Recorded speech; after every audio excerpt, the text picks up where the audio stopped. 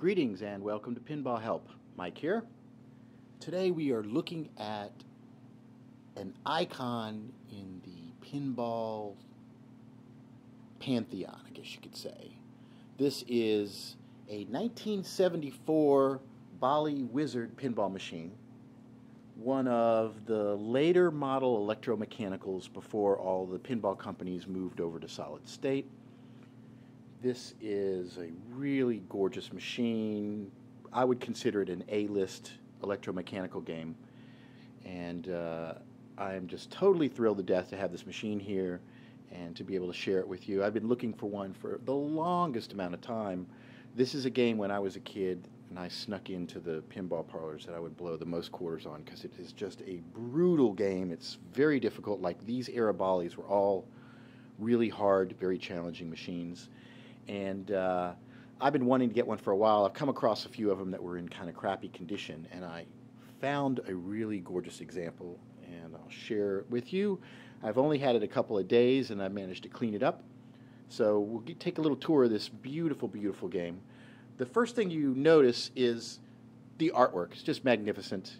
In this case, the back glass is just gorgeous. There is one little imperfection down here. You can see there's a little scratch on the Tommy ball. That's it that I can see. Other than that, this game is really in superlative condition. Little bit of provenance on this machine. It was in Hershey Park in Hershey, Pennsylvania, and it was purchased by an employee of the Hershey Company after they retired the machine. It's super duper clean inside and out. It even has operator records in it, the manuals, and all the original paperwork. It's just a beautiful, beautiful machine, and you can tell they took really good care. And this guy basically had it in his home since like 1981 or something. So it's been in a private home for 30 plus years, and it's been really well taken care of. And it's so hard to find these games that are not completely ragged out, because they were great machines and they got a lot of play, and usually the playfield was just worn to bits. So let's take a little look at the playfield.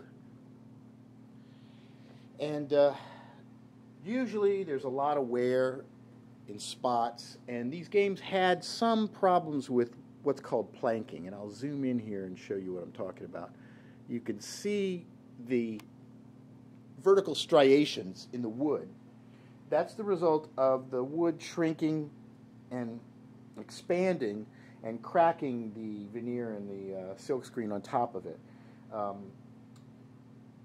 I've seen a lot of games with this. It seemed like this era Bally, maybe they had a poor choice of selection of the wood that they used for the playfield or something, but it's kind of a common thing. This is in better condition than a lot of them. I've seen these things break and the whole playfield just come chipping off and everything. Usually there's also wear around the inserts and stuff like that.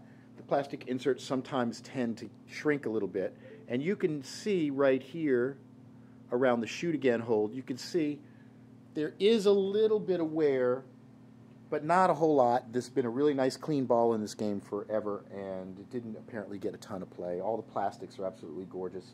I don't really notice anything particularly wrong. The game appears to be totally original. One way to look at wear, to gauge wear, is to look up here at the top, and let's go right over here and I'll show you. Any game that has a kick-out hole is a good way to tell, and you can see there is a little wear spot right there where this kick-out hole is. See right there. That's obviously from the ball getting knocked out. Kind of a minor thing, but I'm going to touch that up and protect it. This game is in such sweet condition that I really do want to kind of make it as nice as I can. Now, one of the things I've done with this game is I pulled the back glass and I triple thicked it. And I've actually put LEDs in the back glass instead of incandescents. The only exception are the 555s in the Wizard up here and the one at the bottom. It doesn't look like it's got LEDs in it because I'm using mostly warm white LEDs. You can see there's a couple of cool ones where there's blue.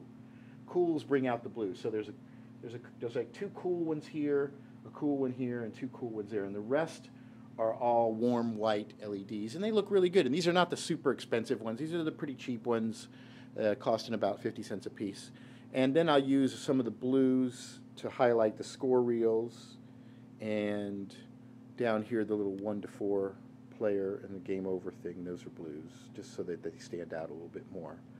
But other than that, there it is. Let's take a look. Let's take a look at the around the rest of the game here. The cabinet is probably where there's the most obvious damage. There's obviously some scratches here. I think this can be patched up. Normally, I'm not really trying to make games, you know, trophies and super nice. But when you got a game in this nice a condition, it is worth making it look as good as you can, just because. So the other side is not nearly as bad. These are just, it looks like there's some scrapes.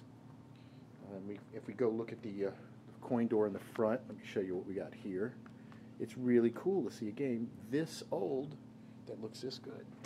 So, coin door is really clean. The original box is in there with everything in it. Look underneath the lockdown bar. Look how clean that is. It's pretty cool. It's like there's been 2 drinks spilled.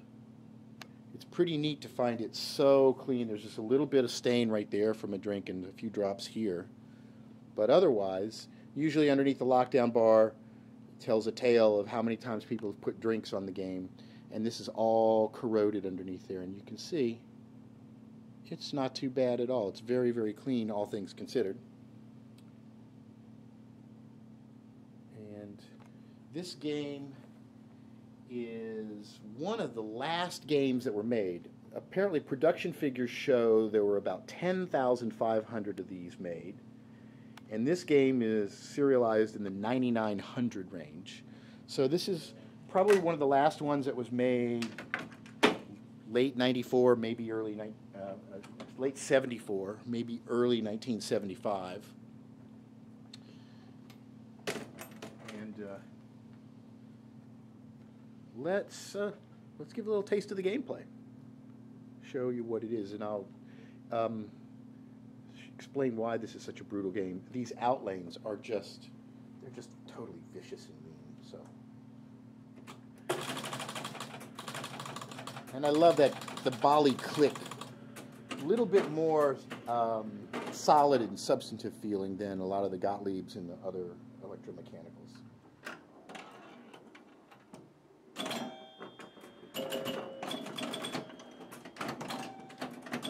There's so many sucker shots on this game. Oh.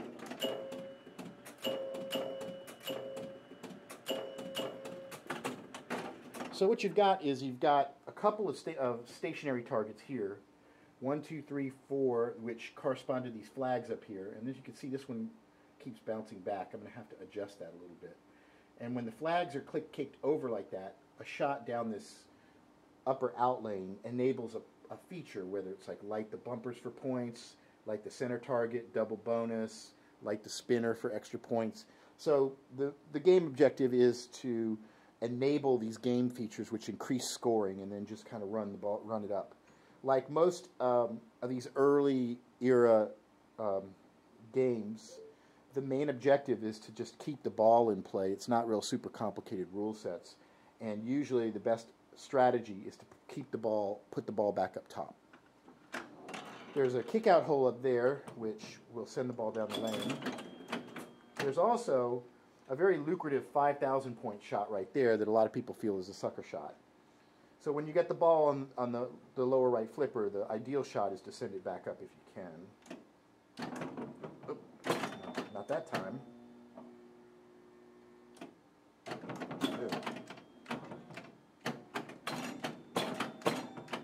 So those outlanes are just mean. Game set on 5 balls of play.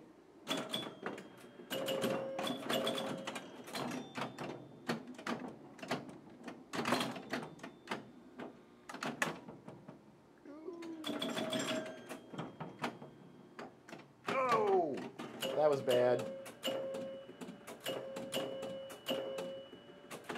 Some nice bonus there. 21,000. A game is set at 56,000.